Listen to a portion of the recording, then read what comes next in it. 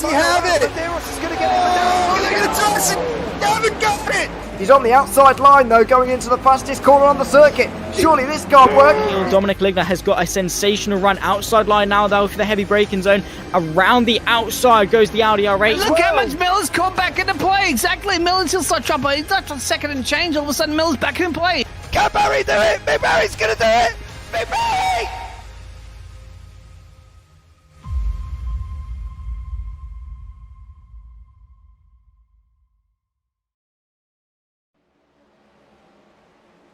Good evening and welcome to the Triple Bypass Racing Round 9 live from Darlington. I am James Parker, going to be joined in the booth by Mr. Ewan O'Leary this evening. And we are here for the Canadian Hamster 125 live, and what an epic evening of racing it's going to be here this evening as we are at Darlington Raceway, and unbelievable 2.11 kilometers of racetrack, and one that I am definitely looking out forward to this evening. It's going to be an epic evening as we got 125 laps of this incredible series, and the banking for turn 1 and turn 2 is 25 degrees, turn 3 and turn 4 is 23 degrees, the front stretch with a 3-degree banking,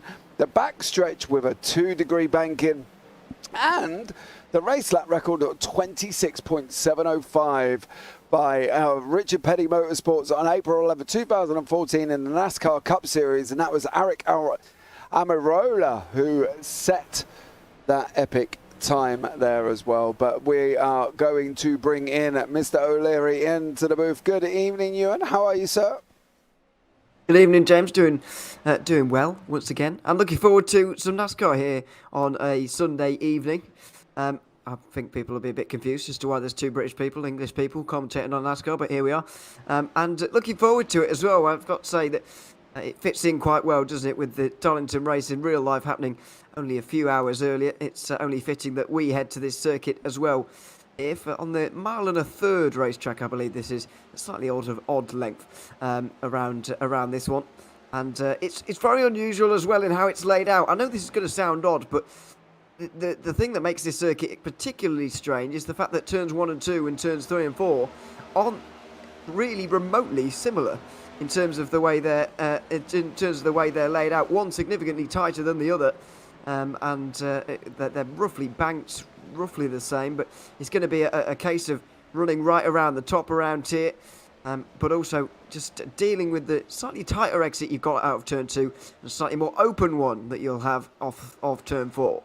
Yeah, so here are the current standings. This is round 9 of 12, and it is Marty Rogers out in front with 256 points, 2 wins, 4 top 5s, 7 top 10s, and 8 starts all in all there. John Campbell in second on 233, John Crutchley in third on 225, Jason Benson in fourth on 218, Daniel Schell on 211, Matthew Perezzini 211 as well. Big shout out to Matthew. He is one of the primary sponsors here this evening. Hence the Canadian Hamster 125 with a Wi-Fi signal, partly because he seems to be running on Hamster Internet in Canada, where Matthew is as well. I know that feeling, Matt. I have the same problem. And Zach Roethlisberger in 7th on 200, tied with the last round winner, Carl Griezik from Dover, Ben Harcum on 193, Al Corey 191 in the 10th. And then we've got Keith Hanlon, Joshua Kona, Dustin Barton, Brian Cooper, Mark Herzog, Ryan Hyatt, Derek Catt, Oliver Turan, Justin Bentley, and William Jester. Now, we have got 125 laps here, 5 minutes of qualifying, 1 fast repair as well. Tyres have been labelled as moderate wear, so that's going to be interesting, and they've got 3 sets of tyres with the ones that they're on as well. So don't forget, guys, if you want to get yourself involved, you can head down into the description down below and pick up the Discord link, and you can get yourself involved in Sunday Next Gen, the Tuesday 87 Legends, the Thursday Gen 4s. So 3 series for you to get yourself involved in as well. I'd like to say a big thank you to all the drivers on that list there who have been a big part in sponsoring this league this season and allowed us to come in and do these broadcasts. It's been absolutely amazing doing this, and one that we'd like to thank for all the drivers who have assisted in this as well. So big thank you to them. But going forward, it is Dover. It's a circuit, well, I think that we could sit back and enjoy here. You know, they discussed the fact that there's going to be a lot of wall bangs on the outside if they slide upwards as well. How's that going to play out for some of these guys? Because wall bangs are not always good when it comes to the fact that obviously damage and, you know, one fast repair as well. There's a lot to take on. There is a lot to take in here. And by the way, I do believe you did just make a slip of the tongue and said Dover. It is Darlington. We're getting quite confused with these English towns that are also American racetracks. Oh yes, time. Darlington. Sorry. Yes, we do know what we're talking about, contrary to popular belief. No, yeah, it's going to be an interesting one. You do mention that the fast repair there going to be pretty important. But ideally, obviously, you want to stay out of the wall anyway. And interestingly, you mentioned about the tyres as well. 3 tyre changes possible to be made. So you get 4 sets throughout the race, including the ones you start the race on. Over a 125-lap race, that shouldn't be a problem, really, even with the tyre wear that you do experience around a track like Darlington that does really shred them to pieces on occasion. It still shouldn't be a massive problem for you. The only problem it will be is if we get loads of cautions, and then you're going to have to pick and choose when you take tyres and when you opt to stay out. That's when the real problems are going to arise. But even then, I don't see it being a huge problem. Fuel window should be about 80 laps as well, so that's something worth noting. Once we get past lap 45, you might see drivers coming into pit lane at the next caution, and then not coming into pit lane ever again because they'll have the fuel to make it to the end. Yeah, it is as well. So it is sponsored by Matt Pericini. As we said, he lives in a rural area of Canada and often had his internet connection issues. And they do joke that Matt's internet is powered by hamsters. So hence the name, the hamster, Canadian hamster 125. So it is also throwback livery evening as well. So you can see there in the Hot Wheels livery by Richard Petty, as John Crutchley has got currently as well. And there's been a few other, oh, he's not going to tap the wall there. That's never going to go down well. But there has been a few other lovely liveries here this evening. So we will keep an eye out for some of them as well. It's going to be an interesting one. One that I think we can look forward to as well. And if it's anything like the Gen 4, where they literally only had one caution, if I remember correctly, and they did rather well. I'm hoping for the same thing this evening here, and you know, hopefully it's not a caution fest. I think that's my fear with some racetracks like this as well. It can just be caution after caution after caution, and I'm hoping that Darlington here is going to be a little bit different. Yeah, I'm hoping that it will be good as well in terms of where we're at with the cautions. You're absolutely right. I mean, towards the end of the real life NASCAR race, and the case where it was earlier on this afternoon as well, it's just a mess at the end of some of these races with the amount of cautions you get, and it's really silly sometimes. Hopefully we can put on a better show here, but it sort of is look at the draw, really. You can either get a really nice race with, you know, clean and green, very entertaining from start to finish, or you can get a real nightmare where you see a lot of cautions throughout the day. It's a bit of a toss of the coin sometimes. Unfortunately, Daniel Schell there not having a fantastic time through the final turn, and he will slide into 5th place for the moment. Qualifying draws to a close at the moment, not a long qualifying session, and then we'll be getting quite swiftly in towards the race. Yeah, definitely. 5 minutes here of quali. Not long left at all. They've got 2 minutes 21 currently on the clock. And one I expect to be some times on the board. Marty Rogers looks like he's done his. Joe Barton, Joshua Kona is doing his now. He is currently sitting down in 14th place. And hopefully should be able to get a time on the board that's around about the 29s, which is what they're roughly looking at currently at the moment, with 1:54 on the clock. Let's see what Joshua Kona does manage to get done here as well, because I think it's going to be an interesting one.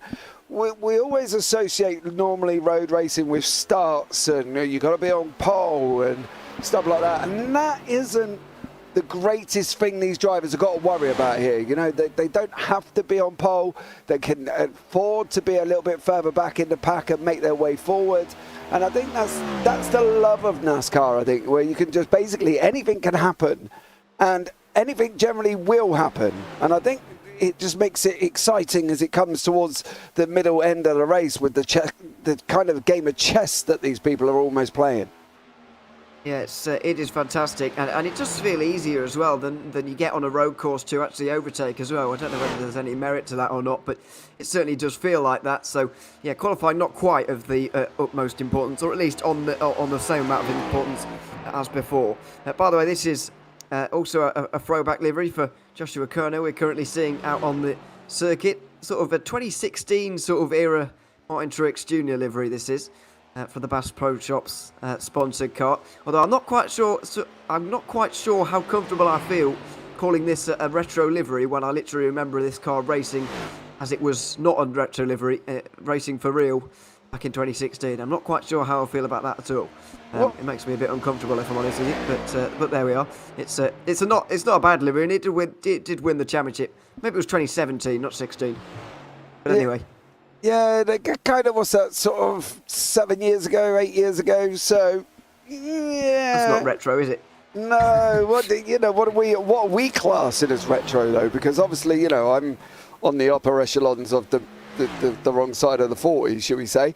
You're still a spring chicken at heart. So, where is the retro line between the both of us?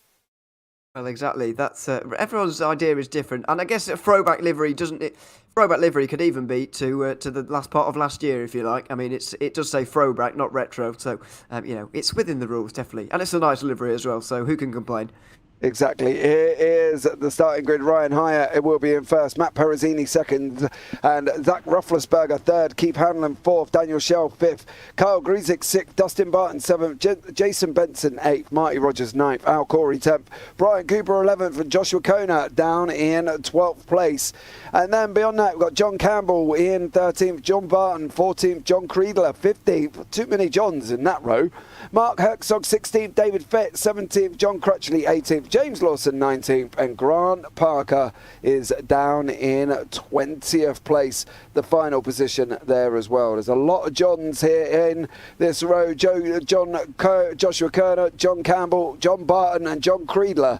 So that's going to be an interesting one as the evening goes on here, because we've had this situation before with Johns, haven't we? Back along in a TCR GR86 event, I believe.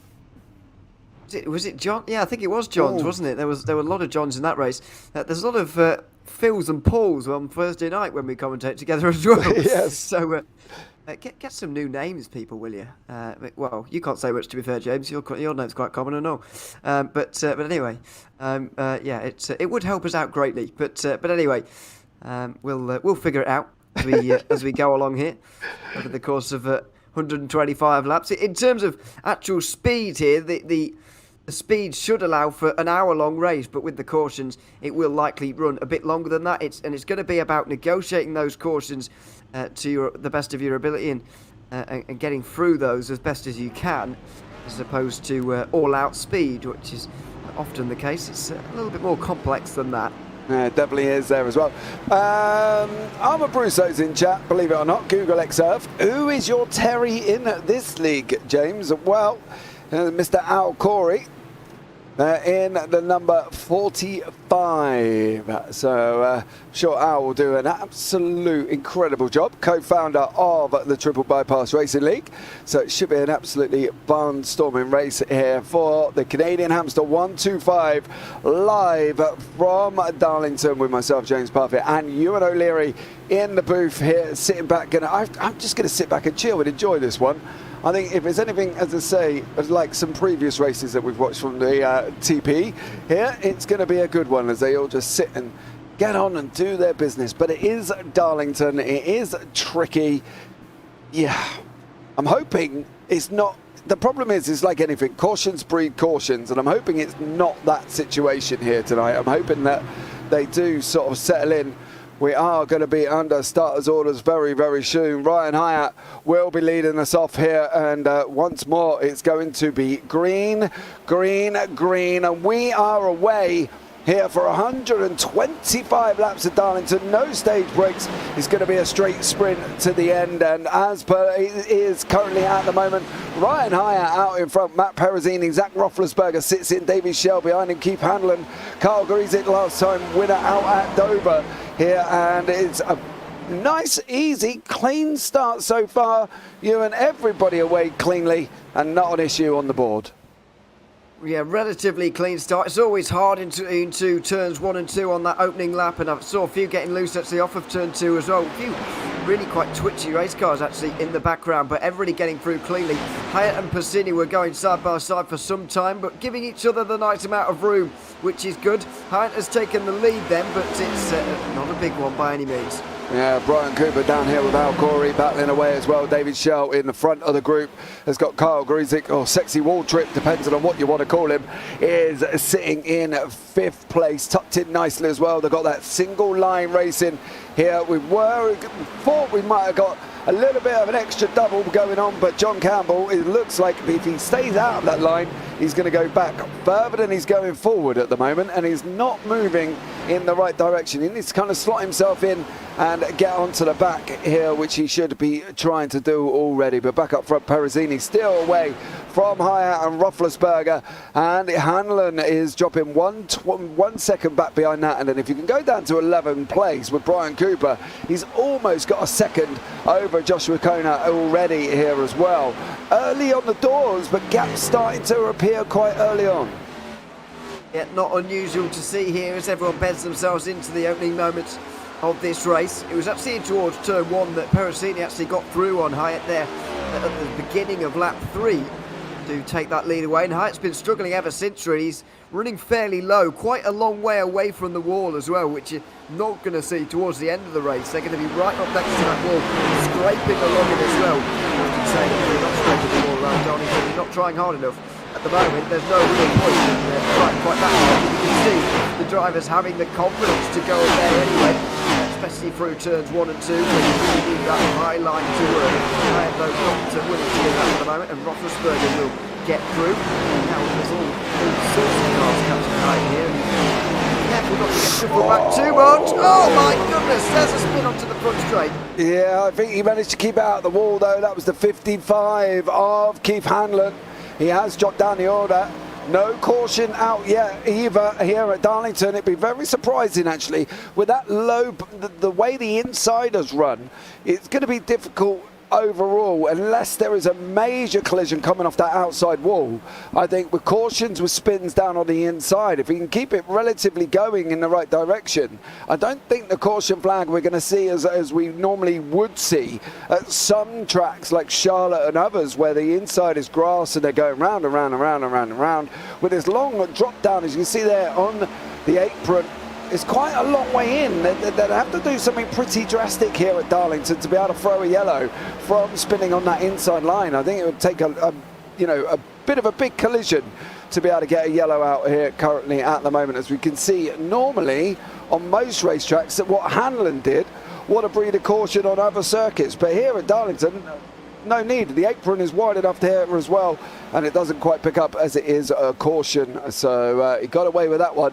No caution thrown. I bet from his point of view, though, Ewan, I bet he wished there was a caution.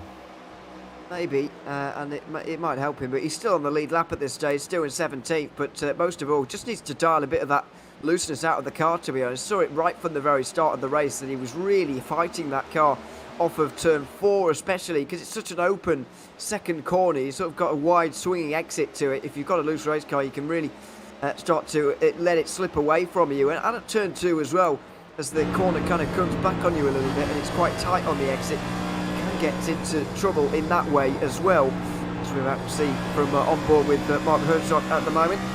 So you can just see in the car in front there, Corner just struggling a little bit and getting loose a little bit off of turn 2, but it has been a relatively clean opening 10 laps of this one in this race, thankfully. But a couple of cars already out of the race, according to that graphic on the left-hand side. I'm not even convinced they ever started the race. No, I don't think James Lawson did, to be fair. not entirely sure what's happened to them, but either way, it's been clean from those up front, and so far no danger of anybody falling off the lead, that which is the main thing as well. We do have lucky dogs and wave arounds in this series as well, by the way, which will help them if they do indeed go a lap down. Yeah, definitely will. Still closing up to the back of Joshua Kona. He's going to be looking at taking, if he can, he's going to sit in behind him one more time. Around turn 1, into 2 they go. Kona is not looking comfortable, I've got to add as well. He looks like he's got that car well loose here this evening. Maybe he's trying to throw it round, but it's, it could be causing more problems than it needs to be. Whereas Hertzfeld seems a bit more stable. Have that problem at turn 4, definitely last lap, and not so strong off of turn 4 again here. Here comes Herzog on the front stretch, and it's an easy pass in the end. Runner didn't want any piece of it really, so Herzog through into 11th place. There'll be even more drivers in behind here, looking to take Kona's spot. He's not getting up to speed quite as well as he'd like in the opening moments of this race, unfortunately. But can't really, oh dear, and now he's a little bit tight on the way into turn 3 and has grabbed the wall as well. Yeah, he's going to have to try and do something with that car. Depending on the functions and what he's got available to him, it's going to be a difficult one, but I'm sure he will try and work this out as it goes on here. Shell is got Jason Benson right behind him as well. And there is Benson there in the 42 from North Carolina. Here, driving along lap 14, sitting down in 7th place currently. And he's driving at quite high line, isn't he? He's not looking at dropping off onto the inside like some racetracks you would see. They're going to be driving very high here, and Jason's doing a stellar job of keeping it out there. Yeah, this is the challenge of Darlington. You've got to stay as high up on the racetrack as possible without grabbing that wall. But of course, the higher you go, the faster you'll go as well. So it's a real knife edge you've got to dance on around this circuit, which is what makes it so challenging, but sometimes makes overtaking quite so difficult. And because when you go on the inside, you've just got no speed almost. You get tight and go into the side of the car alongside you as well. So it's really awkward on occasion.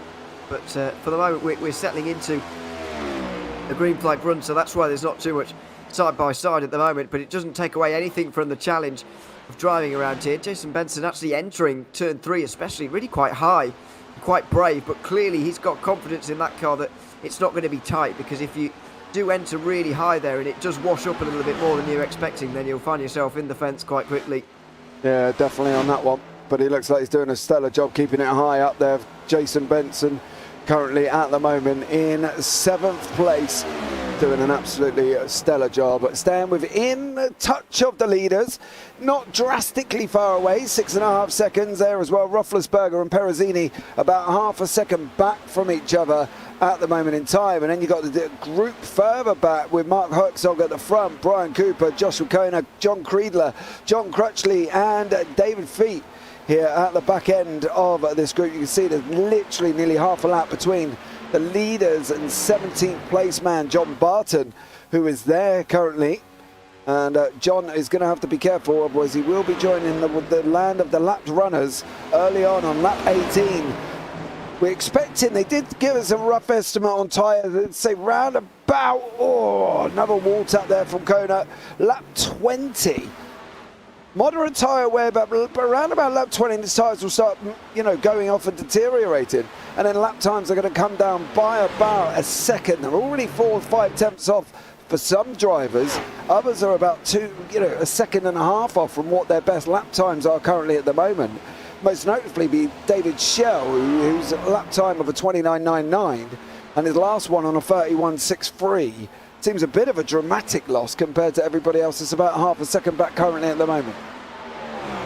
We've got to kind of think about this in terms of how many tyre sets they've actually got here in this race. There'll be 3 tyre changes that they can make. They've got 4 for the race. They're obviously using one of the sets right now. So you've got that question of, does anybody come in after about lap 30 or lap 32 or so, about quarter of the way through, to try and split this race into quarters and take advantage of the tyre fall off that we're experiencing right now? or will they run out a little bit further than that, go to the halfway mark maybe, and play the fuel game and play the caution game maybe? We'll wait and see, but this battle for the lead is heating up. Zach Roethlisberger really applying that pressure to Perosini now. Yeah, Perosini's scraping the right-hand side of that Camaro, and he's up on the wall again, and here comes Roethlisberger now, looking up the inside. It's going to be job done for Roethlisberger. He's going to be through here, and it's nice, easy there as well. It's looking like Perosini was struggling a little bit there. The wall scrapes are not going to be doing the right side of that Camaro any good here whatsoever. So he is going to have to be a little bit more careful.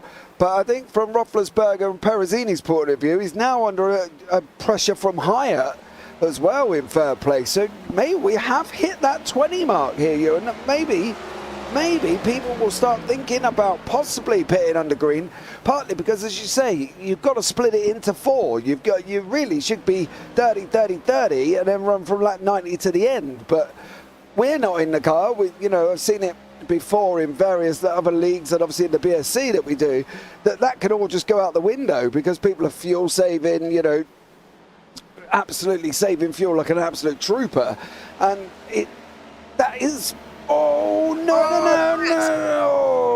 Ryan Hyatt in the wall. Yeah, good save. He's found himself on the inside wall at where the pit lane is, but he's not spun around and caused a caution. You can definitely see, though, the tyres are falling off, as you say. We are past that lap 20 mark. I've seen a number of... Oh, and now we will have one. Oh, and big smash on the front stretch. Surely that will be a caution.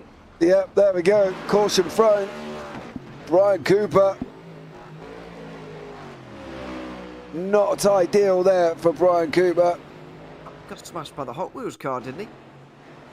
He comes off the wall, he gets loose, goes straight in. Completely. He's got broken. And I think he was already on his way in. Well, I think he's got broken suspension there. He didn't seem to be in particular control of where that car was going, because he wouldn't voluntarily drive across the racetrack like that.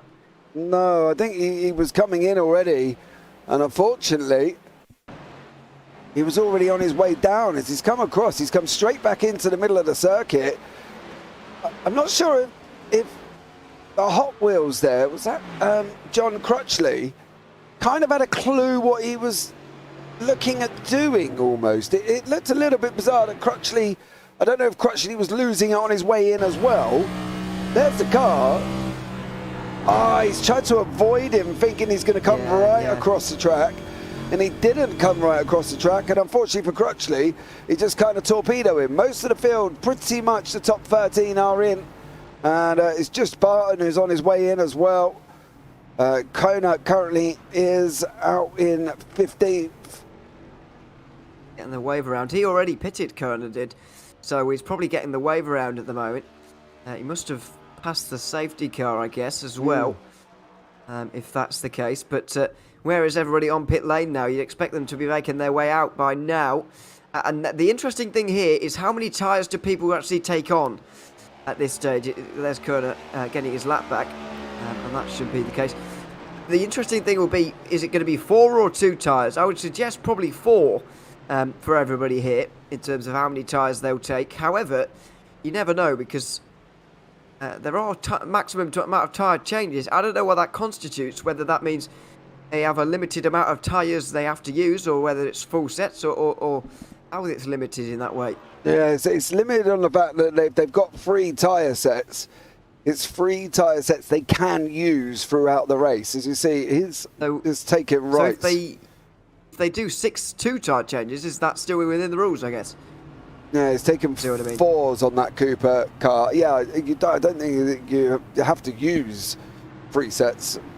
But I've never broadcasted a race where they haven't used their tyre allocation. So, yeah, I'd be very surprised if they don't use all 3, because it seems a little bit more crazy if you actually don't, to be honest. Because why wouldn't you on that third run? You've got to go, if you're looking at 90, you're going to be going 30 laps maybe, at least on your old set of tyres. You would change them.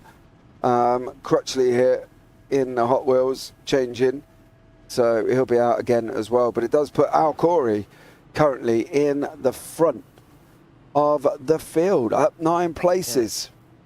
He can't have taken all 4 tyres on that last stop. If he did come in at all, I don't know whether he did or not, or no, he hasn't come in. How we can get that information, but yeah, there's definitely been some games going on here up and down the order in terms that we'll need to keep track of now, as to how many tyres people have taken and who's done what. Yeah, he definitely. Al Corey has not come in to the pits currently at the moment. So, Okay.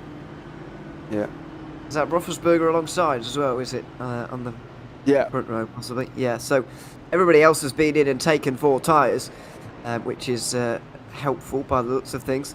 But other than that, it's... oh no, sorry, Mark Herzog has taken 2, but other than that, it's all pretty much the same. And we'll go back to Green Flag Racing with what should be 14 cars on the lead lap.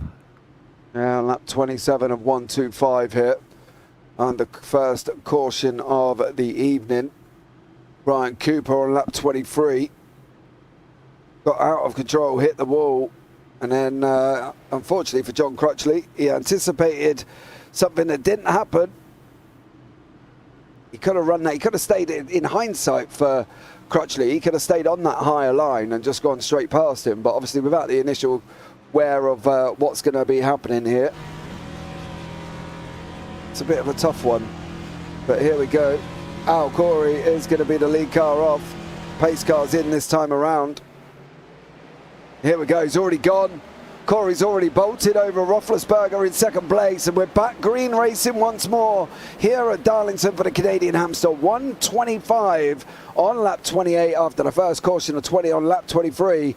Mark Herzog is now sitting in 8th place, up 8 places. Is Mark currently at the minute as well. Roethlisberger has cleared Corey, and I'm expecting Corey to start dropping down the order here. He seems to be the only man that hasn't taken a pit stop, and Matt Perezzini is going to also be going past him as well. I don't know if that was a right choice. I've got to be honest here for Corey. I think he should have got in with everybody else. I'm a bit shocked about why he didn't, to be honest. We can't judge these things too early, I would say. We've only had a lap and a bit of the green flag run so far, so I'm going to reserve judgment just for the moment, because it could turn out to be a very good call. And even though he hasn't held on to the lead of this race, let's not forget that he started this one in 10th place. So if he ends up in this stint, higher than 10th, then it's still been a success. And he's still gained places, even if he's not holding the lead anymore. I don't think he ever really expected to hold the lead for very long there. It's just about holding on to the other places now. He's down in 3rd place, and he's already sort of slowed the rate at which he's being overtaken by keeping those behind him at the moment. Yeah, definitely has Corey there as well. Benson tucked up right behind that. Shell, Creedler, Rogers, Herzog, Handlin, Crutchley, Hyatt, Grizik, Barton. Fett is in the pits here as well on lap 30. So he comes into the pits, and it's all up and running once more. Lap 31. And Corey sitting in 3rd place at the moment, but he has dropped 1.4 second back from Perezzini already. I said, an incredible loss to be maintaining, because if Benson here is going to go flying past him, which we're expecting him to do, he could be quite, unfortunately, not in a great position here at the moment. He's doing all right for the moment, to be honest. If you look back to just before the caution and how many seconds he was away from the leaders, he's a lot closer now. He's in a much better position as well. He was holding up those guys in that fight for 3rd place, and now they're fighting for 4th. Benson recently getting under attack there from Daniel Schell on the inside. It started at 3 and 4, spilled over to 1 and 2 as the caution is out once again. Okay. Jason Benson. We were just watching Jason Benson, were we not? In this fight for 3rd place. This surely can't be the incident.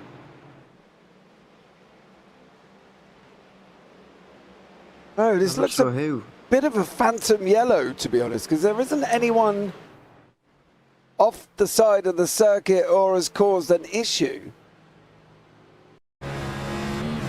So no, I can't see any problems either. Seems a bit bizarre that it's been thrown, to be honest. Yeah, I can't see the reason, to be honest, for this most recent yellow flag.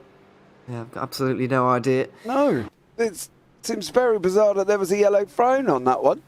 But yeah, I'm a little bit confused on that. A little bit. Well, it's going to give some people the opportunity to come in. John Crutchley has come in again. You can imagine he's got more damage to repair. Carl Gretsch, Ryan Hyatt and John Barton all in as well. Joshua Kerner, I think, is going to get a lucky dog and a wave around. I think that's him making his way around the outside, isn't it? So he will get back on the lead lap because he is the first car 1 lap down. Let's see if we can have a chat here with Al Corey in the car. Al, can you hear me? I sure can. Hi, how's it going? Well, it's a little nerve-wracking, white knuckles, as it were. You not been into the pits, young sir? Nah, I'm taking care of my tires, saving them for the end in case we get some short runs near the end of the race. Oh, okay. Bit of a phantom yellow that time around. Nobody really saw who was responsible for that.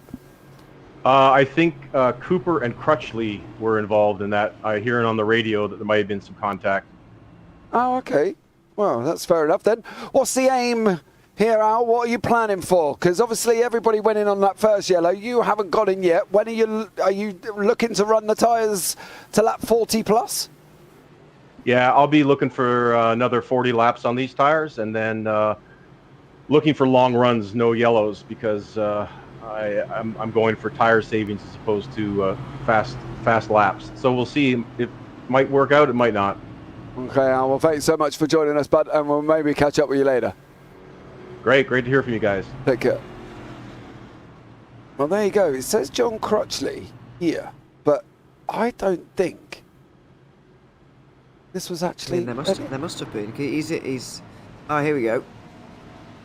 Oh no, this is on the yellow. Yeah, he's already gone in. I'm not entirely. There must have been something. These cautions don't come out for no reason, so there must have been something. It's just a case of finding it on our end. Oh dear, Cooper already up into the outside wall a little bit, but he's all right. The strangest thing, if this was the case that it was Cooper and Crutchley, I have a horrible deja vu feeling from the first caution here.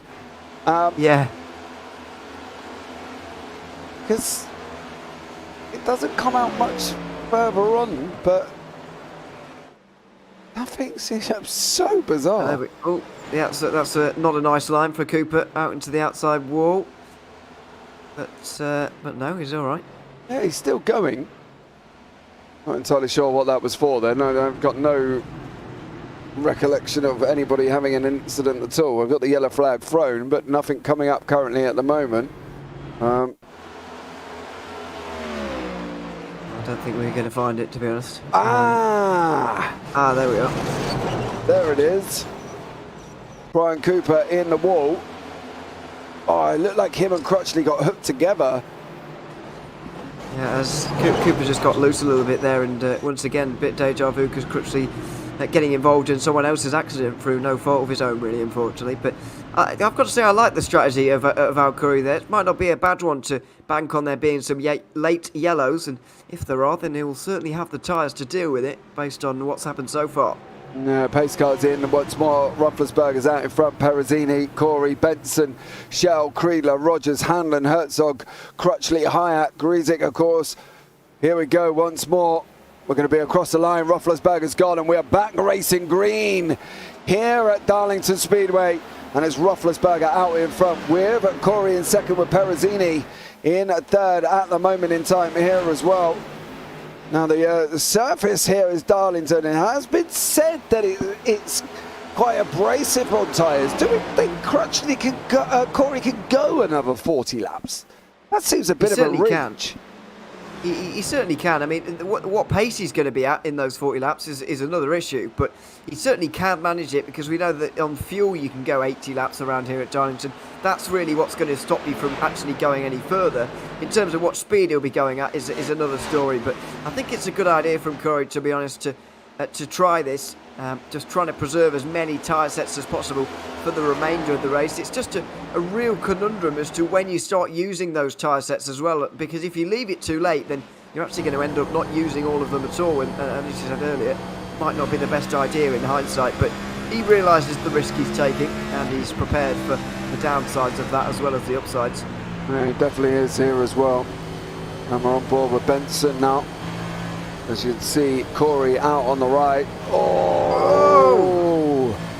Benson nearly puts him in the wall, and now he's got John Creedler coming through on our right-hand side. There goes Creedler. It's a case example of just how tight it gets on the exit of 2 there. It gets really, really narrow, and we saw side by side between Shell and Corey there.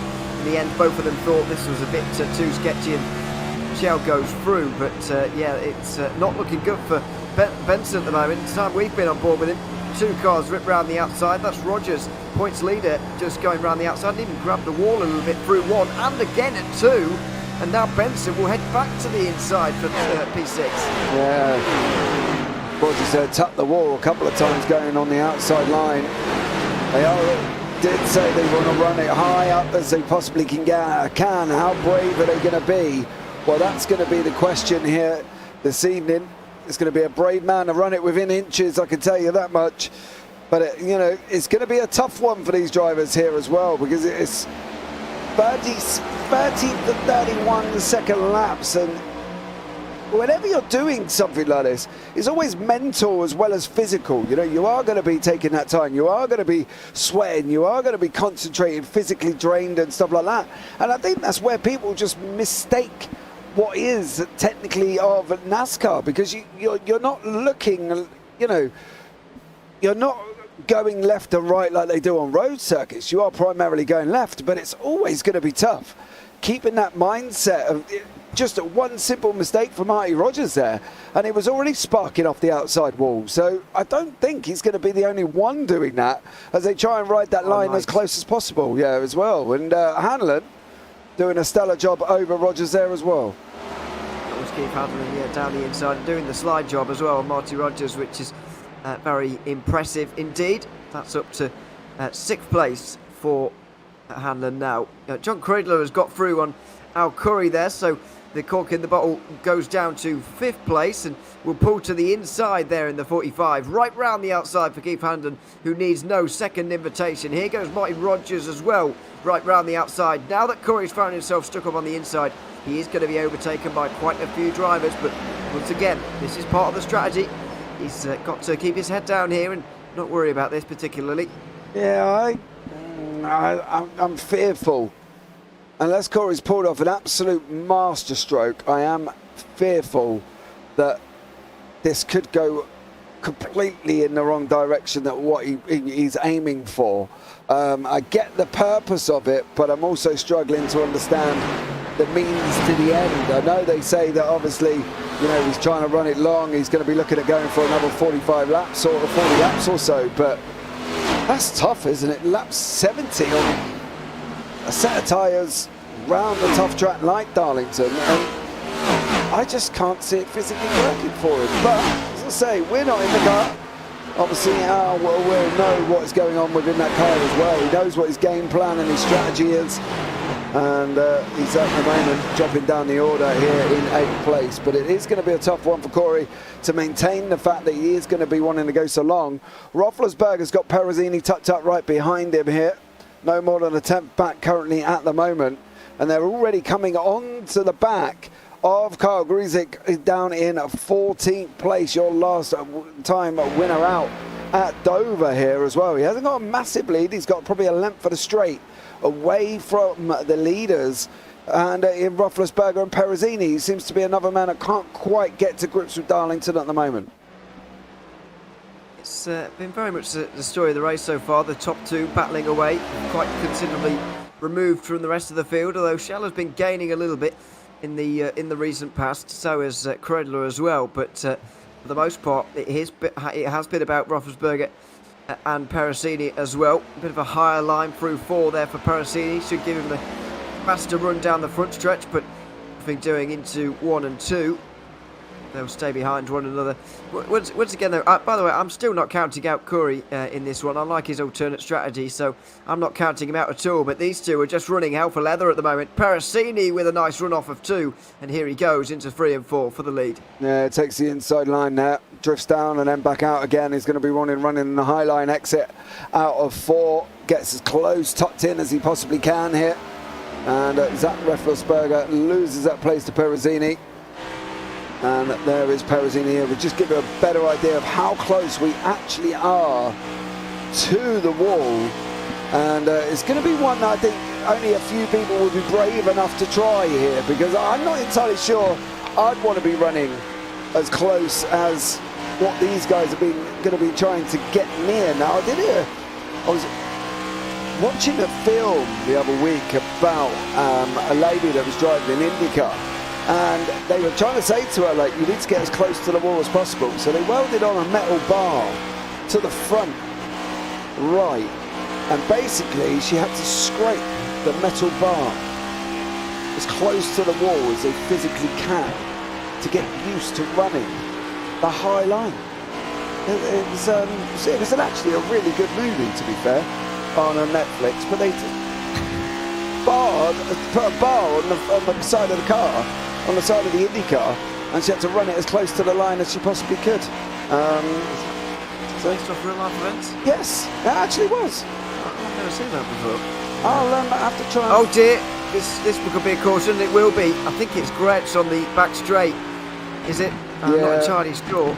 It is. You are correct, young sir.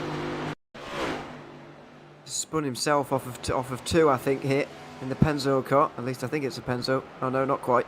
But there it is, to the 27. Just losing it, unfortunately, and that'll be the 3rd caution of the day. Surely Corey is going to be in now. It's nearly half the race is gone. I think some of those who came in under the 1st caution are going to be tempted to come in again.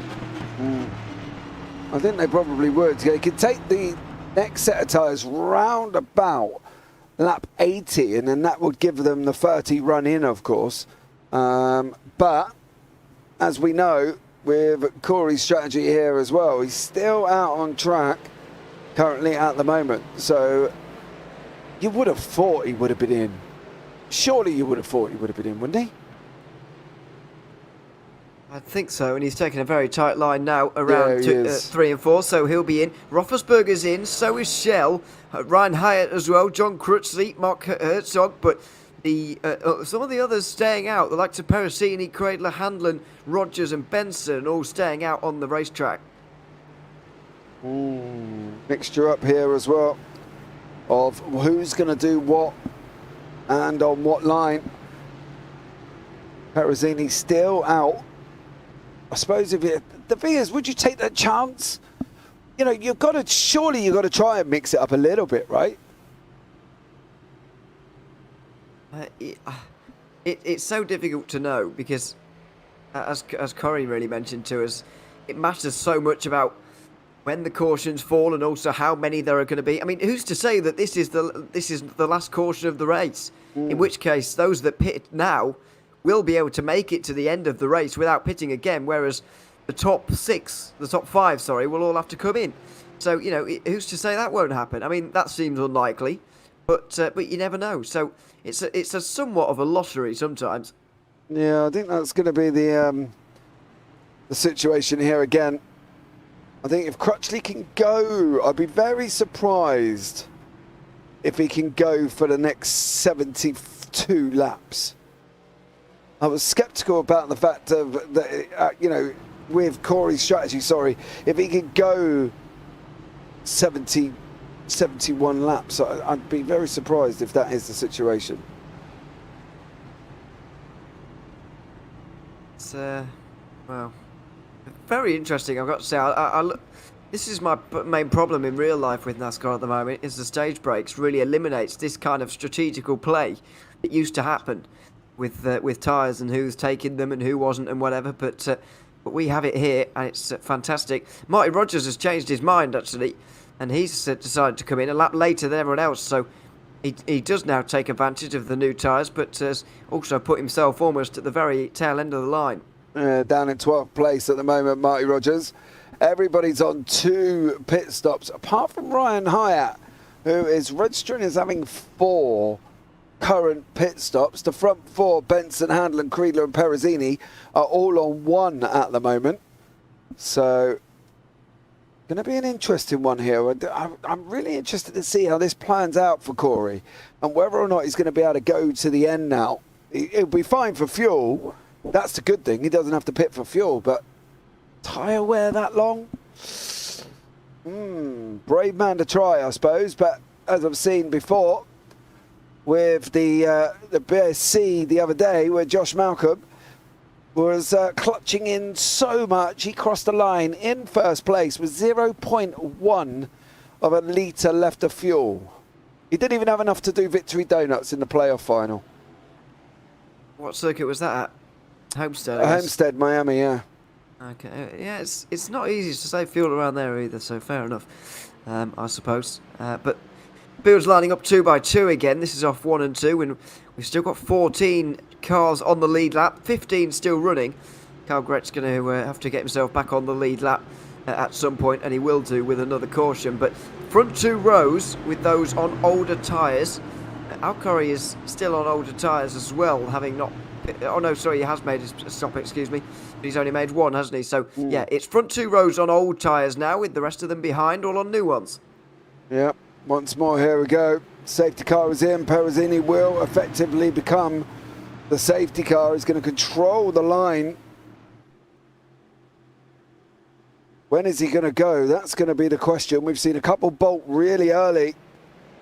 Looks like Perezzini is underway. We are back green here now once more at Darlington, and instantly it's trying to get in to that single line racing that we've seen all the way round here so far. Corey's, oh, no, don't want to be doing that.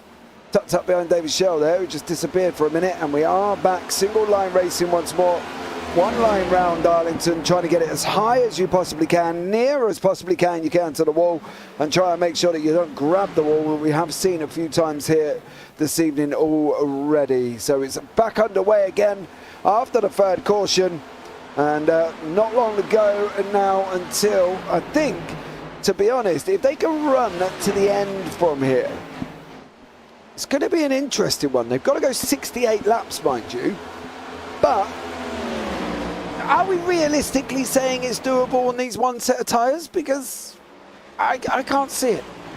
It is doable. Once again, it's about the pace that they'll be running with, which will be very, very slow. But that doesn't really matter, because those who they'll be competing against will be having to make a pit stop, which they won't, and that will kind of be the answer to it all, and that will be the defining factor there. But I think there's a long way between now and then.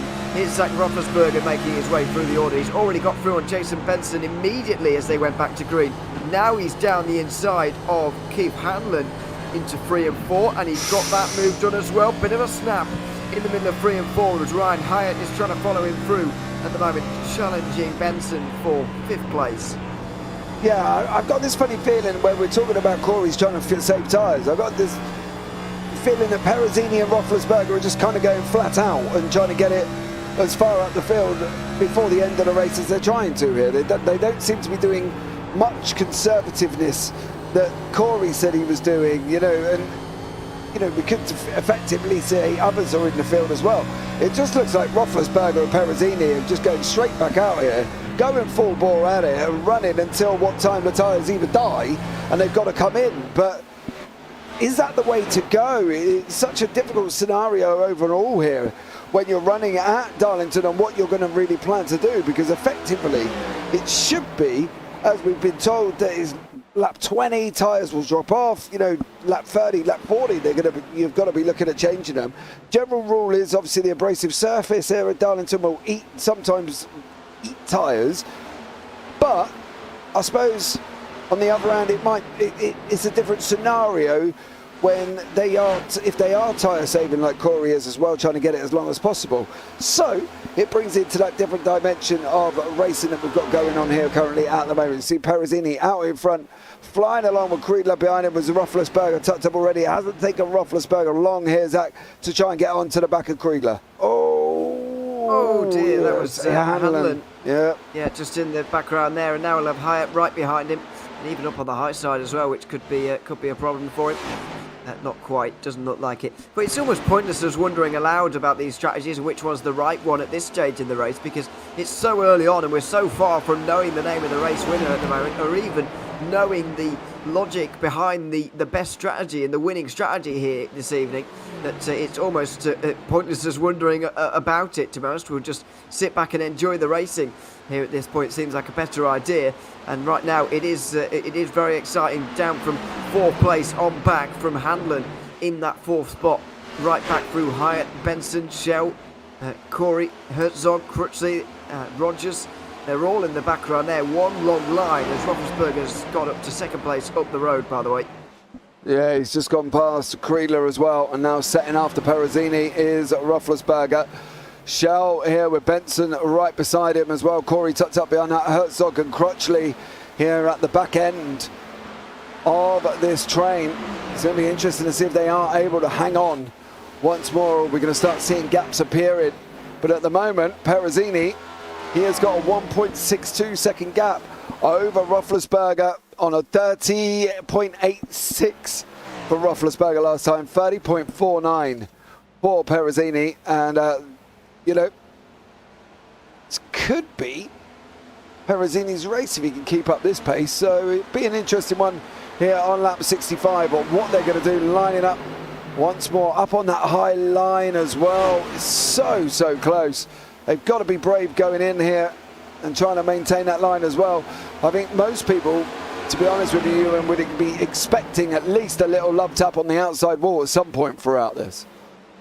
Yeah, you'll probably see everybody get one, as Benson very nearly does. I don't know if he actually did through 3 and 4 there. Really close for Hanlon as well, as he's got Shell down his inside in towards 1 and 2 now. Starting to turn up the aggression as they cross the halfway mark in this race.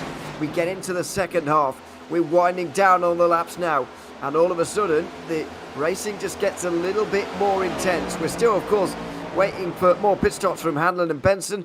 They're now on 40-lap old tyres that are beginning to struggle a little bit, although they're holding on pretty well. Shell gets down his inside now, though. Yeah, it does. Job done for Shell over Hanlon. Corey's still in there, still in the fight. Sitting in 8th place currently at the moment. 1 pit stop there for him. 1 for Perezzini at the front. 2 for Roethlisberger. 1 for Creedler as well.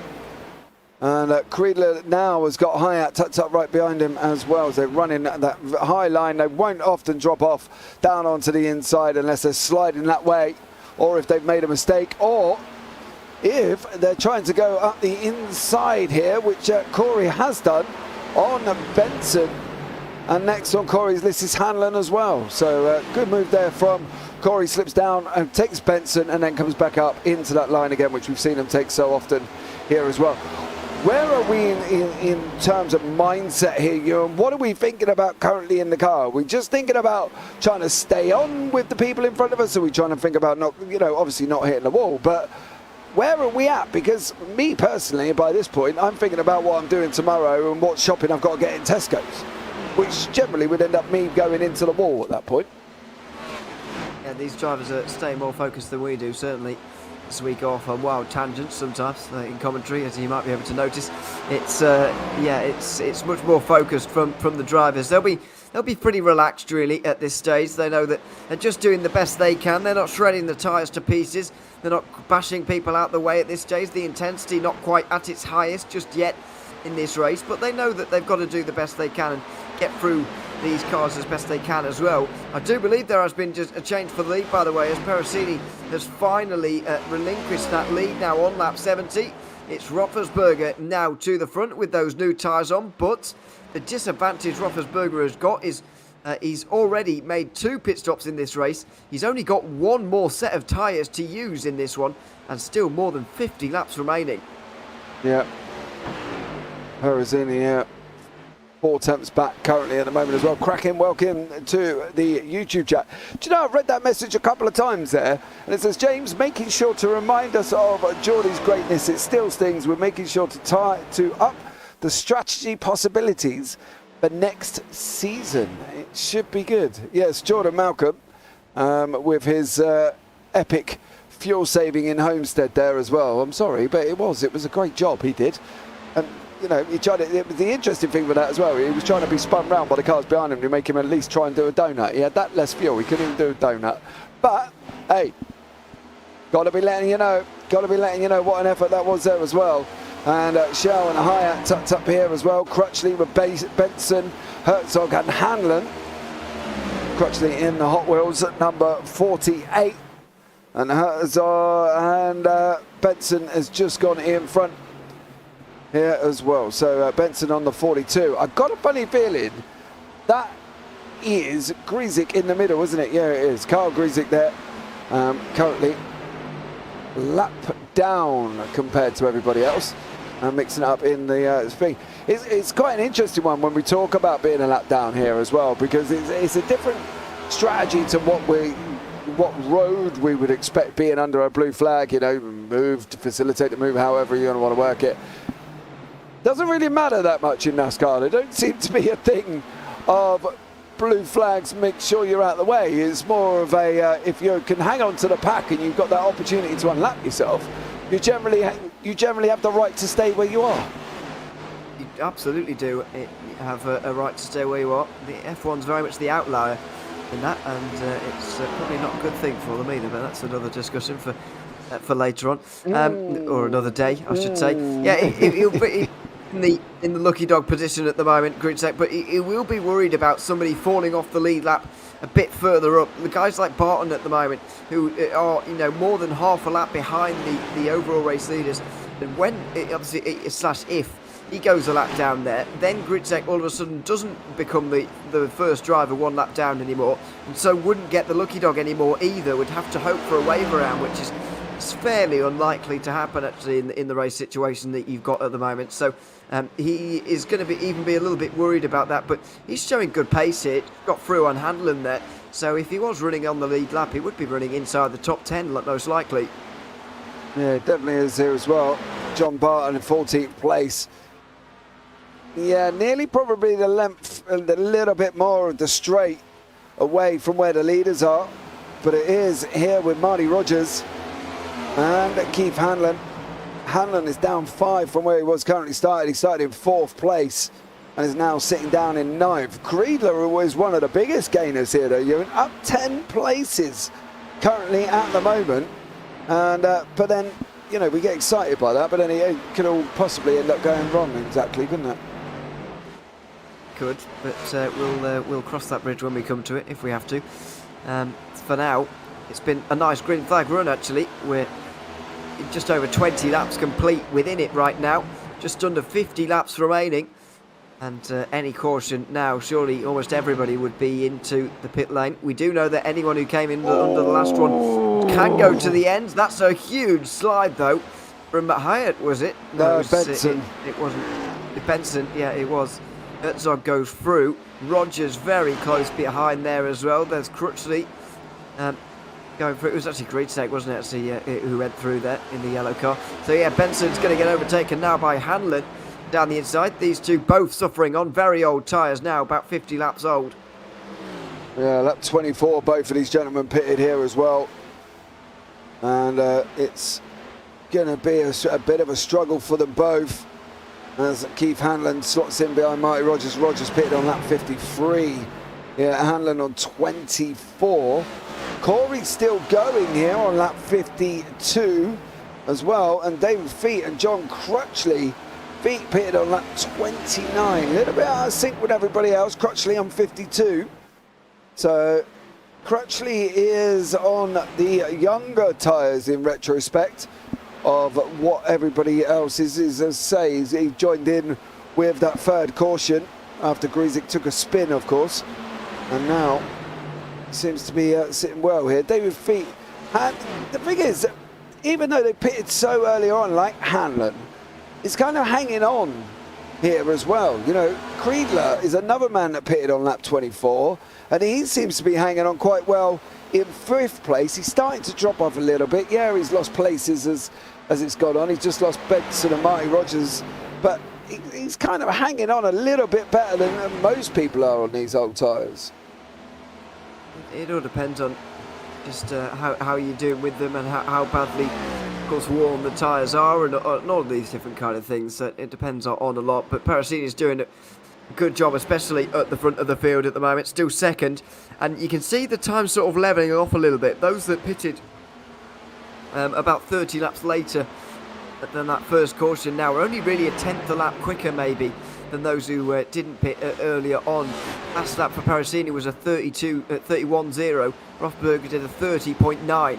The gap's really not that big, and the difference between the two tyre compounds now starting to level off really. Everybody just really suffering. I think if a caution came out, almost everybody would be in. Yeah, I think that's... Oh, is he going to come across? Oh! Wow. Wow. And a big slide from Benson as well, just in front of points leader Rogers here. Was that Barton? No, it wasn't Barton. Is it Dustin Barton? No. I'm trying to think who that was who just ended up nearly sliding out there. It wasn't Corey either. Can't find out who that was. They were in the... Hanlon's certainly struggling at the moment. He's losing a couple of places. Yeah, Hanlon's down to 10th now. So it's just... Although we say that. And he's just got up the inside. Yeah. Got back out the inside. Oh! Does the slide job and very nearly gets into contact with a couple of the cars just behind. So nice four-car battle, actually. Yeah, Benson's going to be mixed in the middle, though. And feet behind in 12th. And this is what he's currently seeing. David Feet here. Still trying to stay as close as you can see. Benson bouncing almost off the wall. Down the back straight into turn one. He's got the line though. You know, we were talking about Darlington is going to be a low up line. And he is. Benson's definitely running as close as he physically can get. He's in, and then he's up again, and now he's just going to run the upside high line all the way round as close as he could possibly get it without actually grabbing it at the moment as well. So stellar job there from Benson. John Creedler is now with Herzog tucked up, and Herzog is good about going through. It seems to be now we're starting seeing the early pitters like Parasini, who's literally just Chastain the wall here as well. And they've got to be coming in soon, haven't they? The early ones, 24, they're going down the order. Parasini's dropping, Creedler's dropping, Hanlon's dropping, Benson's starting to go as well. I don't think it's going to be long. I think they're going to desperately avoid pitting under green because they know that it's going to hurt them so much, and they know the guys that came in under the last caution will not have to pit under green again at all in this race. So they're going to really hold out hope that they don't have to. But Parasini is now certainly struggling. A 31.4 basically from him on the last lap. What's it going to be this time around? It's a 31.2. He is struggling out there again, so they're taking a turn for the worse now. Al Curry and also Mark Herzog right behind. Creedler even slower, by the way, than Parasini on that last lap. We've still got Hanlon and Benson both soldiering on as well, but it's not pretty for any of them. Definitely isn't for these early pitters here. Benson there, tucked up behind Crutchley. Benson on lap 24. Has gone back. Hanlon on lap 24 has gone back. Creedler's on his way back. And if Parasini's not careful, he's going to be on his way back as well. I know they want to avoid it, but there's a difference between avoiding it and trying to aim for a caution that might not come. It's like me going to put on a lottery ticket. You know, there's a 1 in 14 million, if not more, chance that I'm going to win. But we do it anyway. But surely he's got to be looking at taking a chance, hasn't he? He can't... Whoa! Herzog, I think, yeah, just in the background there, in the yellow. But yeah, Parasini all of a sudden has found a second wind here, and his last lap was at 31.5, a terrible lap from Ryan Hyatt for some reason, 32.9. He didn't pit that long ago. Oh, and a big slide from Hyatt as well, as Corey got through on him. And Creedler's gone as well. Hyatt sliding off there, and an absolute stellar job He managed to save it, I suppose, for a high out. That's probably one of the positives that's come out of that, and there ain't many, but there is one that he managed to hold on to that. So, you know, I suppose on the high side, for some of these people early pitters, they could have probably relied on that caution, but wasn't to be here as we go under lap 90, over the lap 90 mark now, lap 91 of the Canadian Hamster 125 with Matt Perezzini as the sponsor here as well. Zach Roethlisberger is out in front, and he's out in front by about 6 seconds currently, 6.5 over Perezzini. Don't forget Perezzini pitted on 24. Creedler also was another one on lap 24, and then you go further down with Hanlon and Benson also on lap 24. So they've been going a long time on them tyres. They have, but they'll still have another 10 laps that they can do in terms of fuel here, so they might well run it out, just hoping that they can get a caution and get lucky in this one. But by that point, we'll see everybody in, and then it's going to be a dash to the flag with everybody pretty much on the same stuff, really, so that will be interesting. Alcori, I think, was expecting a few more cautions in the second half of this race rather than the first half, so his strategy maybe didn't plan out quite the way he was expecting, but he's still in good stead, really, with 2 sets of potential tyres to go on to here in the final laps if he wants to. I think you might, I don't know, because everything we've kind of mentioned it's kind of gone out the window, the abrasive surface of Darlington eating tyres, and yet we've got people on lap 24 and they're still out there in second place. So it's kind of good, what we were expecting in strategy cut-wise has kind of gone out the window. We thought it might be breaking it up here, lap 30, 60, 90, but it isn't working out like that. And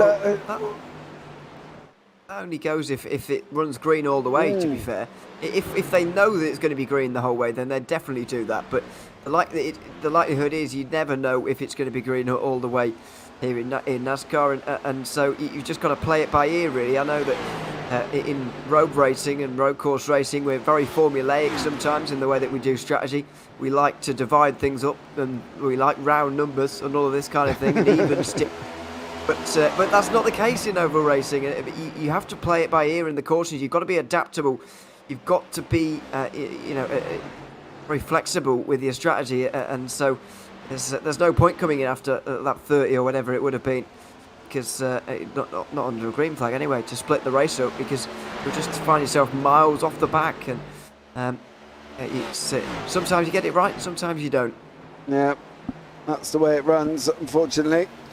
But that's the kind of the exciting side of NASCAR, is you never quite know how it's going to be, you know, and it's an interesting one here as well. It's something that I've just, hold on a minute. David Feet here, what have you been up to, young sir? Have you just pulled off? No, he's stopped out. Looks like he has, yeah. Stopped out on track, no yellow thrown, and there's a car in the middle of the circuit. Well, that's iRacing doesn't care about stopped cars, to be fair. Oh, there we go. There is now. There is a caution. Well, this does change everything. This does save the guys who didn't come in under that previous caution, like Perezzini or whatever. Now it's going to be a dash to the flag between everyone. Yeah, they're all going to be in, and this is the reason why. Oh, Grizik out of control. Oh. He was the one looking for the lucky dog, wasn't he, Grizik? There. And if you do cause the caution, by the way, you don't get the lucky dog. So in the end, he will still be off the lead lap, as far as I'm aware. Yep. He is down in 14th place there as well. And it looked like it wasn't Perezzini he was tied up with. I'm trying to think who's... I'm not sure who Is it that was. the 75? Yeah, Ryan Hyatt. Yeah, could quite possibly be. Well, everyone's in pit lane now, by the way, so this is the interesting moment of the race. We've got 13 cars on the lead lap. Everybody should be in here because the tyres were just woeful by the end of that stint there. Really, really struggling. Here's the view onto pit lane. Everybody should be taking 4. It would be a huge gamble for anybody to take only 2 here in this stint, but we'll wait and find out anyway. Stranger things have happened after all. Into the box comes Roethlisberger as well as Perezzini just up in front. They'll lift up the left side, and then the right. That's Ryan Hyatt who goes through them as well, in towards the last box in pit lane, which often is such a help. Down goes Roethlisberger. He will be out first by quite some distance. Yeah, Perezzini's coming out not long far behind him as well. Corey's trying to shift out as well. Goes into where Mark Herzog is. And it is going to be Corey on that one. Herzog sitting down in fourth. Shell's out. Hanlon's out. I'm expecting Rogers to be coming out as well. There he is. Benson. Crutchley is on his way out. Kona as well is just in the box. And Barton behind him. But it is Roethlisberger with Perezzini. Now this is where we're going to get the whole excitement experience here, because they're going to bunch everybody up. We're going to have literally the full field, brand new tyres, straight run to the end there. Kona in YouTube chat, I hate this track, he said. Kona down in 12th place currently. There you are, sir. 25 laps to go, Josh. That's it. That's all you got to deal with, mate. 25 laps, straight run to green. He had a long stop there, didn't he, of just over half a minute, just to repair a bit of damage. Clearly he's been scraping the wall somewhere around Darlington. But yeah, shame to see for him. But not too far. Just at the front of the queue there is Carl Gretsch, who's looking to get the wave around here. So while he won't be able to get the lucky dog because he did cause the caution, I do believe you can still get a wave around, which doesn't often happen. And so this, but it might well do on this occasion, because all of the lead lap cars have wanted to come into the pit lane there on that occasion and change tyres because of the way the green flag run was previously. It means that Gretsch can take the risk here, stay out. So we'll be at the very back of the train on the lead lap. He'll be on old tyres, so he'll be going nowhere. But if there's a fifth and final caution before the end of this one, then he will be able to come in again and get some tyres and then challenge in the latter portion of the race. But still needs a lot of things to go his way this afternoon. It definitely does there as well. As we're on to the last 25 to go. There we go.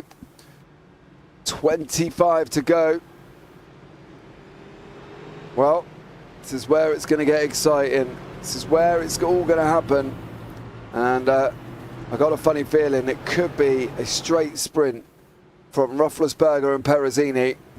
Who will get this one? Who's your bet on? Well, it really is a coin toss between them, isn't it? They've been the strongest, in my opinion. They've been quite considerably the strongest two so far in this race, Roethlisberger and Perezzini. But since his name is plastered on this race as its entirety, I'm going to pick Perezzini from the outside. Oh, I don't know, you know. I just cannot see past Roethlisberger. He's been looking so quick all the way through. I can't see past him. I can't see past Zach Roethlisberger at the moment. But we're going to find out now as we go into the last 25 here. Side by side as high as we can go. Roethlisberger's going to come around. And here we go, back green flag once more here at Darlington for the final 24 laps. And it is Roethlisberger with Perezzini in second place. Herzog behind, Corey behind that as well. And Corey in fourth. Herzog up 13 places here on the last 24, Ewan. And I can't see him. I can't see Perezzini getting past him. Well, there's a long way to go here. It's not a short run by any means, so there will be time here. Great pass from Al Corey, by the way, in that battle for third place, which is really heating up. Herzog got it off of the restart there, but he was a little bit more attentive. But Corey was very speedy on the backstretch, got down the inside, fired it into turn 3, and he's back through again. Yeah, he's got a few wall bangs behind. And David Shell had contact with Shell, who did that big slide earlier on, actually, come to think of it, in the UPS livery. But it is Corey Herzog Hyatt battling away for the final podium position, with Roethlisberger out in front by about 4 tenths over Perezzini. 22 to go here at Darlington. There's a second gap opened up already, back to John Barton and Carl Grzyk and Joshua Kona. As I say, Josh has been in YouTube chat, doesn't like the circuit whatsoever. I can fully understand that, to be fair. It doesn't look like it's a comfortable one here as well. Hyatt on the inside, looking underneath of Currently, Herzog, is he going to be able to run that lower line? He wants to be up if he can, but he's not going to be able to do it this time around as well. He's got to be looking. Oh, is he going to run him in again? Not this time. Settle back in there, sir. Go once more, and he has done. Drops back out onto that high line again. Intensity is just ramped up just that little bit more. Oh, in the last few moments, and you can see them pushing in the background through turn 2. Roethlisberger and Perosini have got that little bit more of a gap between the two of them at the moment. There's that bit of breathing space in there, but the battle for third absolutely on here. Corey, oh my word, that's Hanlon, who goes to the inside. He goes around, and does he go all the way? I think he's just about saved it and will stay green. Yeah, just saved it there as well. Hanlon done an absolute stellar job of saving it, mind you. I'm sure there's people out there who wish he hadn't. But he has done, and a stellar job from him. Hyatt is now in 4th. Herzog has lost that position. I'm expecting him to get it back on that inside line if he can. But then again, it hasn't really been working as the evening's gone on. A few slides now. Is this where they're all pushing now, Ewan? And now it's just all getting a little bit loose. And Hyatt goes through on Corey and takes that 3rd and final podium spot here for Ryan Hyatt. Roethlisberger now 6 tenths out in front. It's going to be a flat race to the end, I think, from them two, but it is also here in this middle pack. Corey, Herzog, Creedler and Rogers all battling away for the 4th, 5th, 6th and 7th spot here this evening, but Roethlisberger 6 tenths out in front, 18 to go.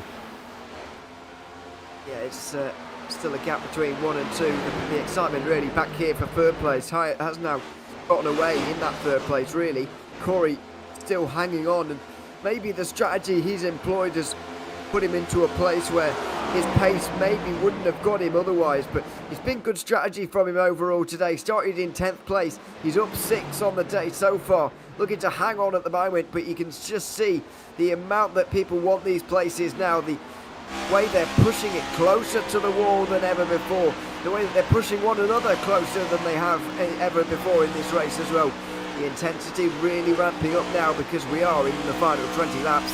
Yeah, 17 to go. We're here on board with Herzog, looking at the back end of Corey in front in the Camaro. Trying to stay as close to him as possible. They're trying to run the same line. You can see Herzog tuck it in. He's now come out a little bit. Is he going to be? No, not this time as well. That very down on that line that they are taking. Here we go, one more. 16 now on the clock. Oh, it looks like Herzog might have a run if he's going to be brave enough. I don't think he's going to be brave enough this time round, and I think he's going to settle back and just kind of stay where he is for a minute. We'll see. There's not that much time left in the race for sort of sitting around and waiting for these kind of things to happen. So we'll see here, but it's a really topsy-turvy battle. I thought was going to be absolutely away with it and would take 3rd place pretty comfortably, but that's clearly not the case. And now it's back to everybody in the top 10 is fighting for 3rd right now, apart from the front 2. Perosini's still 6 tenths back from Roethlisberger. 14 to go on the clock. It's going to be tight with these front 2, I think. I think this is going to be a very tight run here. Don't know if Perosini's going to be able to get close enough. I'd say I think Roethlisberger's just got that little bit extra. He's able to seem to find a little bit more pace around turn 4 and be able to come off that wall and absolutely slingshot himself down. It's back out near 7 tenths now as well. He's opening up little by little. 29.97, 30.05 for Perosini. Another nearly a tenth gone there. It's going to be a tough one. I think it is going to be a tough order for Perosini. I think so. The odds are certainly sacking against him now. Roethlisberger has been strong all day long and showing that none more so than right now. He's not even having to run that high up the track either. He's not taking too many risks towards the wall, especially in 3 and 4. Through 1 and 2, he does get a little bit closer, but, as you can see. But even so, they've got it in hand at the moment. This is where the excitement is. Al Curry's still hanging on to a top 3 right now. Yeah, how he's hanging on. Well, he will only know that one. That's what I'm bored with. Ryan Hyatt was in the middle of this pack. Hyatt's got Rogers, Shell and Benson behind, with Crutchley just hanging on as well. And we've got Corey, Herzog and Creedler. Corey's just lost that position to Herzog now. Is Hyatt going to be trying to make this move? He's got to be thinking about it. He's only got 11 to go. Needs to start positioning himself into a different way here. He's got to be... Oh! Corey on the high line there was really close to the wall, but really effective as well. And now Hyatt might have put himself in a vulnerable position. He slots in front of Shell, Rogers, does he? Not quite. No. Now Rogers is on the outside of him here. No, he does now, though. He does now. You see Rogers in the rear view.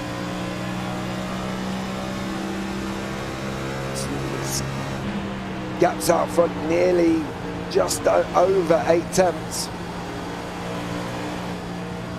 Hyatt looking underneath there into turn 2. He is quick, but just made that mistake from third place. He's put himself right back in the almost washing machine of a battle, which is this. He's going to run in hot. Oh! He's still looking there, very close to the rear quarter of Kreidler there. And it's side by side between Rogers and Shell in the rear view, actually, and Benson's there as well. Yeah, they've started to open up a gap. Shell here, about 8, just over 7 tenths back from the Hyatt, Creedler, Hertz and Corey battle. So these guys are going to be battling away for 7th, 8th, 9th and 10th with Crutchley at the back end here.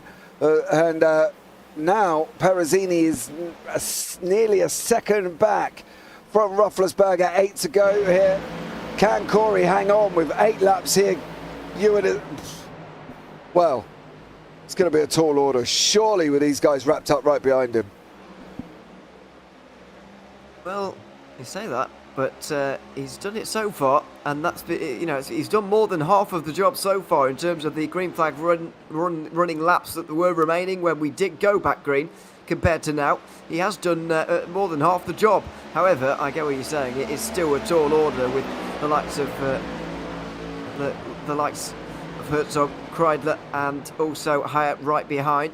It is relatively difficult to pass, though, so you never know. He might hold on. Oh, as we say that, Hyatt's just about to go underneath Kreidler.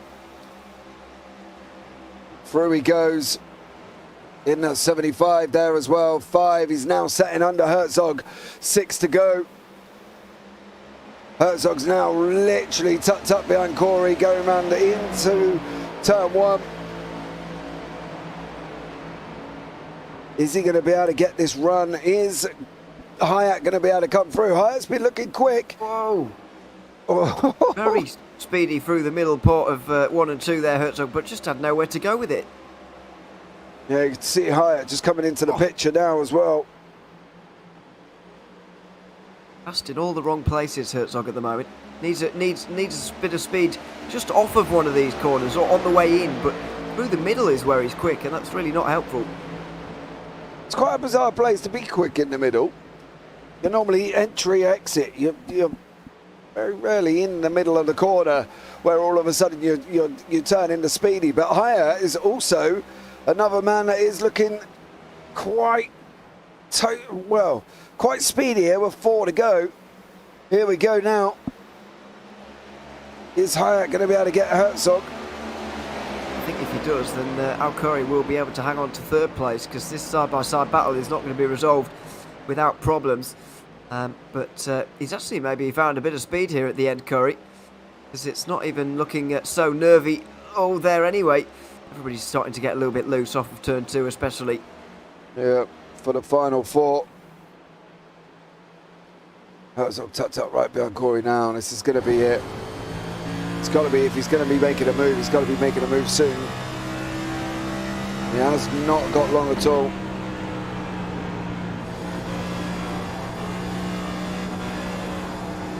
Three to go. Oh, Corey's run up a little bit too high on the entry. Here comes Herzog through. He is going to be through now. Corey did most of the hard work, didn't he? But that was a mistake, really, that allowed Herzog through. And he's going to have a very difficult job in his hands to get that position back. 2 to go. 2 to go. Is he going to be able to do it?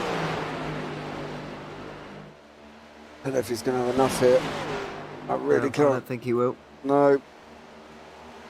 Hart's got a good run as well. Hart's got a very good run off of 2, and he'll be down the inside at 3 now. They're about to cross onto the final lap, these guys, side by side. This should allow Herzog to run away with 3rd. Alcori right round the outside. This is going to go almost to the line. Here's Kreidler as well. Now turning into a battle. We will pick up Roethlisberger very, very shortly. As he comes round now, he's going to complete this under the checkered flag. Zach Roethlisberger, absolutely stellar job. Takes the checkered flag here at Darlington. And a win for him. Perezzini in 2nd place. Did Herzog hang on? He has. Here comes Corey though. And it is going to be Herzog, Corey, Hyatt and Kriegler. Marty Rogers behind that as well. Stellar job there. And here comes the Barton Hanlon Griesick Kona battle. Oh! Griesick crossed the line in style. Well, I guess you can call that style in some form, but there are the 14 finishers. And How is this not style? Look at that. Well, that's quite stylish. I think he did lose a place though. He's not worried about that. He's not worried about it. And he bashed the wall twice. So I'll just take some marks off for that. But on my scorecard there. But no, a good race in the end. So I feel a little bit bad for saying this, but real life NASCAR could take a few notes from that race, to be honest, because not every race has to end in a 2-lap bash to the end with a million crashes in it. It could be a nice green flag run to the end with good racing, as we just saw there. Yeah, difficult scenario, and it depending on where we're at, I suppose. But here are the final results. Zach Roethlisberger was your winner. Matt Perezzini in 2nd place. Mark Herzog 3rd. Al Corey 4th. Hung on from Ryan Hyatt, but did lose the place to Herzog late on. John Kriegler in 6th. Daniel Schell 7th. Jason Benson 8th. Marty Rogers 9th. John Crutchley in 10th. John Barton in 11th. Keith Hanlon down there in 12th. Josh Kona in 13th. Well, I'm not surprised. He did say he did like the track, so fair play, Josh. You've made it to the end. Carl Griesick there as well in 14th place. Pete Cooper, Barton and Campbell out of the race there as well. And then behind that, Lawson and Parker. I don't think they actually even took to the grid. So an absolutely stellar job from the drivers here as well. Difficult racetrack, difficult scenario. These guys managed to sort of, I wouldn't say tame Darlington, because that's not really the word for it. You know, we were 4 cautions in as well, but overall they did an absolutely blinding job. Yeah, they did a very good job, and it was a thoroughly enjoyable watch in the end. Darlington producing some very good racing, and as I mentioned, really enjoyed that run to the green to the checkered flag at the end as well, with a long green flag run and lots of interesting battling. So thoroughly enjoyed my first race watching this series, to be honest, and commentating on it as well. And hopefully the rest of the season goes smoothly as well. In terms of the championship, by the way, Marty Rogers will indeed extend his championship lead just a little bit more. Finished 1 place ahead of John Crutchley, who was here. Don't think John Campbell was here today, but John Crutchley finished in 1 position behind. So the gap now between the two, I believe, will extend to 32 points with only 3 rounds remaining. That is quite considerable, and Rogers should be able to hang on to that in the remaining weeks. Yeah, definitely here as well. Don't forget, guys, we will be back for the season finale of the Triple Bypass Racing League from Charlotte Motor Speedway on June 5th. Here, so we will be back in June the 5th for the final of this series, where we'll have a more, hopefully, a better idea of what is going on within the standings. As we say, Marty Rogers should extend it. Ewan, that's what we're expecting? I think so. The only question mark for me is whether the likes of Roethlisberger will close in, because he probably has done by quite a few points there, but he started the day 56 points back, so at very most I think he'll only be 40 back at this stage. When you consider that you get 40 points for a race win here, at 35 per second, and then it's 1 point on from from there on in. It's basically 1 point a position outside of the winning place there, so it's quite difficult to gain points on Martin Rogers or gain considerable points on Rogers. So that's why I think he'll be okay with a 30-point margin and 3 rounds remaining. Probably a top 10 for the remainder of the races, and he'll probably win the championship. Oh, there we go, guys, as well. Thank you so much for joining us this evening. It's been an eventful evening as well. I'm just happy I made it on the lead lap here, to be honest. Car was loose and then tight the whole race for me, so it was a little hard for me to control from Josh there as well. I wonder if we can have a chat with Matt Perezzini. I'll drop him in there so he knows he's on his way as well. And Matt, welcome into the booth. How are you, sir? I'm doing well, guys. How are you? I'm doing really well. Good there as well. Okay, so tough race overall. In hindsight, Matt, do you think you got saved by the fourth and final caution?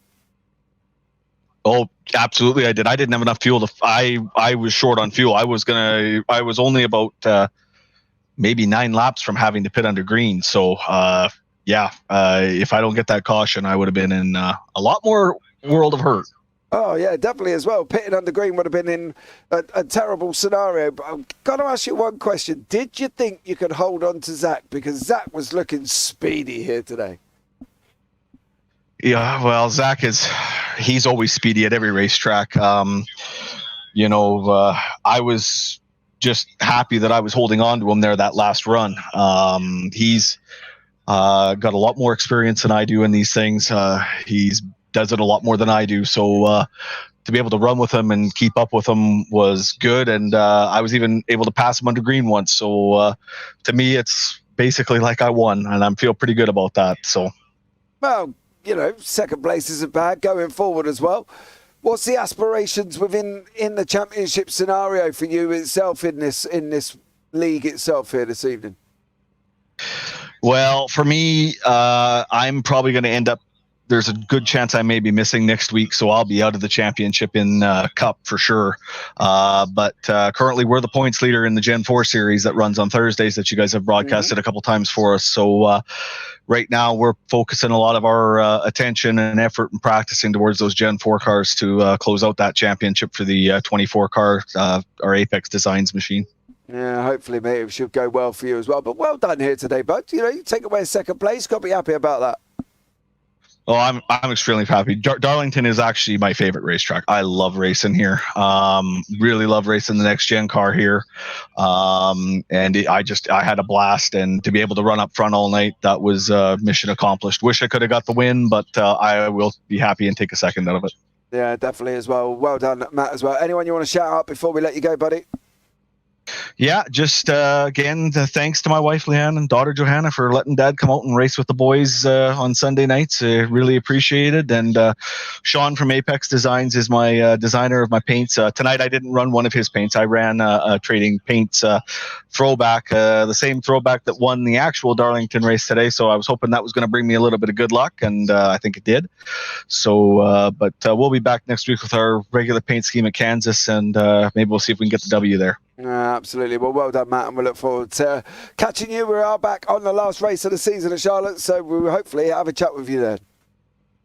I sure hope so. Charlotte's my second favorite track, so we're looking to get a good finish there too. Absolutely. Blinding job from you, sir. Thanks so much for joining us, and have a good one. Yes, you as well. Right, there we go. Let's see if we can have a chat with Mr. John Crutchley here. Up 8 places overall, finished in 10th place here this evening as well. John, welcome in. How are you, sir? Nope. Okay, well, I'm guessing John is not here as well. So let's bring Mr. O'Leary back into the booth. Okay, sum it up for us then, Ewan, as we go now, coming towards the end of the broadcast. Wasn't a bad one at all here from Darlington. No, it wasn't a bad one at all. We've thoroughly enjoyed that race. Actually, I've got to be honest. From watching these races in real life at Darlington, sometimes I don't enjoy it often because of the kind of high line you have to run and the single groove you've got out there. But I really enjoyed this race here this evening. It was there was a lot of racing, a lot of jeopardy, I guess, as well in terms of how loose these cars were getting off of turns 2 and 4 especially. And it was quite scary at times. A few cautions, but it wasn't a caution fest, and they certainly added into the action as well in terms of the strategy. There's good strategy games going on throughout the day, so yeah, there wasn't a lot not to enjoy about the 125 laps tonight. Absolutely there as well. Well, thank you guys for joining us this evening. And we will be back, as I say, for the final round at Charlotte here in the Cup Series on June the 5th. So hopefully we'll see you there in that one as well. But don't forget, guys, as well, we've still got more racing coming up here on the JPB YouTube channel. We have got the F3s on Monday night. You can catch up with the F3s on Monday. Sunday drive racing at 4 a.m. or 5 a.m. on Tuesday morning if you're an early riser, with the UK Sim Racers at 8 o'clock in the evening on Tuesday as well. But I think that brings us to the end of the broadcast, guys. Thank you so much for joining us. From myself and Mr. Ewan O'Leary, as always, take care, have a great week, and you never know, we might see you on the track sometime. Good night.